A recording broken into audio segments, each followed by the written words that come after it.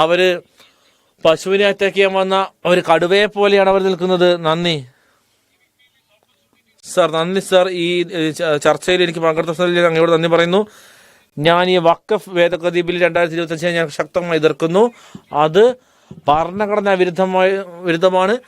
അത് മതേതരത്വത്തിന് എതിരുള്ളതാണ്. ആർട്ടിക്കിൾ 25-28 വരെയുള്ള ഭരണഘടനാ ആർട്ടിക്കിളുകൾ, അതേപോലെ ആർട്ടിക്കിൾ 32 എന്നിവയും അത് വളരെ കൃത്യമായി തന്നെ പറയുന്നു. ഈ ബില്ല് ഇതിന്റെ അടിസ്ഥാനപരമായിട്ടുള്ള മതസ്വാതന്ത്ര്യത്തെ എതിർക്കുന്നതാണ്. അതുകൊണ്ടാണ് സാർ ഞാൻ പറയുന്നത്, ഈ നിയമം ഒരിക്കലും നമ്മുടെ ഒരു ജുഡീഷ്യൽ ആയി നമ്മൾ നോക്കുകയാണെങ്കിൽ ഒരിക്കലും ഇതിന് ഒരു വാലിഡിറ്റി ഉണ്ടാവുകയില്ല. സാർ, ബഹുമാനപ്പെട്ട ആഭ്യന്തര മന്ത്രിയോട് അദ്ദേഹം പറയുകയുണ്ടായി, ഒരു വഖഫും വഖഫ് ബോർഡ് തമ്മിലുള്ള ഒരു ഡിഫറൻസിനെ കുറിച്ച് അദ്ദേഹം പറഞ്ഞു. എനിക്ക് ബഹുമാനപ്പെട്ട അമിത്ഷാജിയോട് ചോദിക്കാനുള്ളത്, വഖഫ് എന്ന് പറയുന്നത് ഒരു വിശ്വാസി ദൈവത്തിന്, അള്ളാഹുവിന് കൊടുക്കുന്ന അദ്ദേഹത്തിന്റെ ഒരു സമ്മാനമാണ്. എന്താണ് വഖഫ് ബോർഡ് എന്ന് പറയുന്നത്? വഖഫ് ബോർഡ് എന്ന് പറഞ്ഞാൽ അത് ഈ കൊടുത്ത ഈ സമ്മാനത്തെ അതിന്റെ ഭരണമാണ് എന്ന് പറയുന്നത് വഖഫ് ബോർഡ്. എന്താണ് വഖഫ് ബോർഡും വഖഫും തമ്മിലുള്ള വ്യത്യാസം? വഖഫ് എന്ന് പറയുന്നത് മതപരമാണ്. വഖഫ് ബോർഡ് എന്ന് പറയുന്നത് അവയെ എങ്ങനെ നിയന്ത്രിക്കാം എന്നുള്ളത് ഒരു ബോർഡാണ്. അതും ഈ മതപരമായ കാര്യങ്ങൾ വരുന്നതാണ്. അപ്പം ഈ മതപരമായ കാര്യവും അതിന്റെ ഭരണപരമായ കാര്യവും തമ്മിലുള്ളത് അദ്ദേഹം പറഞ്ഞ ഈ വേർതിരിവ് അത് കൃത്യമല്ല. അത് ഒരു മതപരമായ കാര്യമാണ്. അതുകൊണ്ടാണ് വളരെ കൃത്യമായി ഞാൻ പറയുന്നത്, ഇത് ഭരണഘടനാ വിരുദ്ധമാണ്. അത് ഫ്രീഡം ഓഫ് റിലീജിയൻ, മതസ്വാതന്ത്ര്യത്തിനെതിരാണ് എന്ന് അതുകൊണ്ടാണ് ഞാൻ വളരെ കൃത്യമായി പറയുന്നത്. ഇനി സെൻട്രൽ വഖഫ് കൗൺസിലുമായി ബന്ധപ്പെട്ടുകൊണ്ട് ബഹുമാനപ്പെട്ട സ്പീക്കർ സാർ ഞാൻ പറയട്ടെ, ഇപ്പോഴത്തെ നിയമത്തിൽ 22 അംഗങ്ങളിൽ 21 പേരും മുസ്ലിം കമ്മ്യൂണിറ്റിയിൽപ്പെടുന്നതാണ് എന്നാണ് അദ്ദേഹം പറഞ്ഞത്. ഈ പുതിയ അമെൻമെന്റ് പ്രകാരം അത് 10 എന്നായി കുറച്ചിരിക്കുകയാണ്. ആ 22-ൽ അതിൻ്റെ അർത്ഥം മുസ്ലിം കമ്മ്യൂണിറ്റി, മുസ്ലിം സമുദായത്തിന് അവരുടെ ഭൂരിപക്ഷം കുറയുകയാണ്. അതുവഴി 2 അമുസ്ലിങ്ങളായ ആളുകൾ കൂടി കമ്മിറ്റിയിൽ വേണമെന്നാണ് പറയുന്നത്. അതുമാത്രമല്ല, ഇവിടുത്തെ ചീഫ് എക്സിക്യൂട്ടീവ് ഓഫീസർ CEO അദ്ദേഹം ഒരു അമുസ്ലിം ആകണമെന്നാണ് പറയുന്നത്.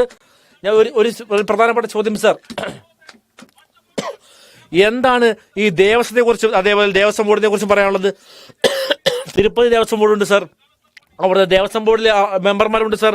അപ്പോൾ ദേവസ്വം ബോർഡിലും ഇതുപോലെയുള്ള കാര്യങ്ങളാണോ, അതോ ഇത് മാത്രമാണോ സർ പെടുന്നത്? സർ, ഈ വഖഫ് എന്ന് പറയുന്നത് മോസ്കുകളും മുസ്ലിം പള്ളികളും അതിൻ്റെ കീഴിൽപ്പെടുന്നതാണ് സർ. ഈ ട്രിബ്യൂണലിൽ നോക്കുമ്പോൾ വഖഫ് ബോർഡിന് കീഴിൽ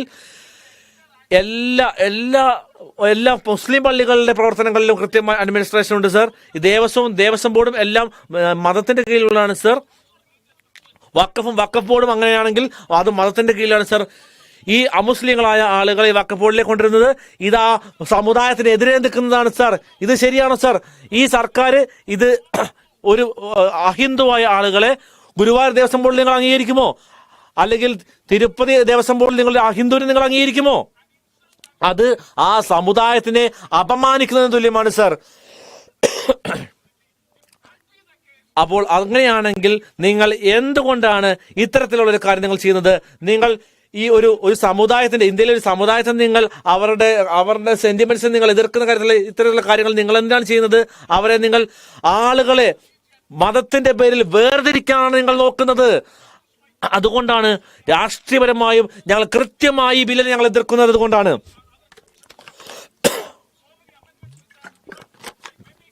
കുറെ ഭേദഗതികൾ ഞാൻ തന്നിട്ടുണ്ട് സർ. അതുകൊണ്ട് തന്നെ കൃത്യമായി ആ ഭേദഗതികൾ കൃത്യമായി എക്സ്പ്ലെയിൻ ചെയ്യാനുള്ള സമയം എനിക്ക് തരണം സർ. സാമൂഹ്യ നീതിയെക്കുറിച്ച് 32-ാമത്തെ ആർട്ടിക്കിളെ കുറിച്ച് പറയുന്നു. നിങ്ങൾ പറഞ്ഞ സെക്ഷൻ 32-ൽ 2E അതിൽ പറയുന്ന വഖഫ് ബോർഡ് ഒരു വഖഫുമായി നിർദ്ദേശം കൊടുക്കുന്നതിന് മുന്നേ ആ ആൾക്ക് കൃത്യമായ ഒരു നിർദ്ദേശം കൊടുക്കണം. അതാണ് ഇപ്പോഴത്തെ ബില്ല്. പക്ഷേ ഇവിടുത്തെ ഭേദഗതി ബില്ലിൽ, ഇപ്പോൾ JPC പറഞ്ഞ പുതിയ ബില്ലിൽ ആ കേൾക്കുക എന്നുള്ള ആ പവർ തന്നെ എടുത്തു മാറ്റിയാണ് സർ. അത് വളരെ കൃത്യമായിക്കൊണ്ട് തന്നെ ഇവിടുത്തെ സാമൂഹ്യ നീതിയെ എതിർക്കുന്ന തരത്തിലുള്ള ഒരു ഭേദഗതിയാണ് സർ. ഞാൻ ഉപസംഹരിക്കും സർ. അതേപോലെ ഈ റൂൾ മേക്കിംഗ് പവർ, നിയമവാഴ്ചയ്ക്കുള്ള അധികാരം, അത് സംസ്ഥാനത്ത് ഒരു തരത്തിലുള്ള അധികാരമില്ല സർ.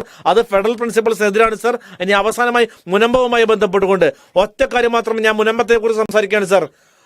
എനിക്ക് ചില മന്ത്രിമാർ പറഞ്ഞു അവർ മുനമ്പത്തെ കുറിച്ച് വാചാലരാകുന്നത് ഞാൻ കേട്ടു സർ. ഞങ്ങളെല്ലാവരും മുനമ്പത്തെ പ്രശ്നം, ഞങ്ങൾ മുനമ്പത്തിലെ ആളുകളുടെ ഒപ്പം തന്നെയാണ്.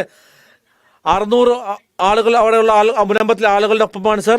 കൃത്യമായ ക്ലാരിഫിക്കേഷൻ ബഹുമാനപ്പെട്ട മന്ത്രിയിൽ നിന്ന് എനിക്ക് വേണം സർ. അത് 2A പുതിയ പ്രൊവിഷനിൽ 2A അത് മുനമ്പത്തിലെ ആളുകൾക്ക് ഒരു ഉപകാരമാകുമോ? അതുകൊണ്ടാണ് ഒരു ക്ലാരിഫിക്കേഷൻ വേണമെന്ന് ഞാൻ പറയുന്നത്. ഞങ്ങൾ ഒരു മതത്തിനെതിരല്ല.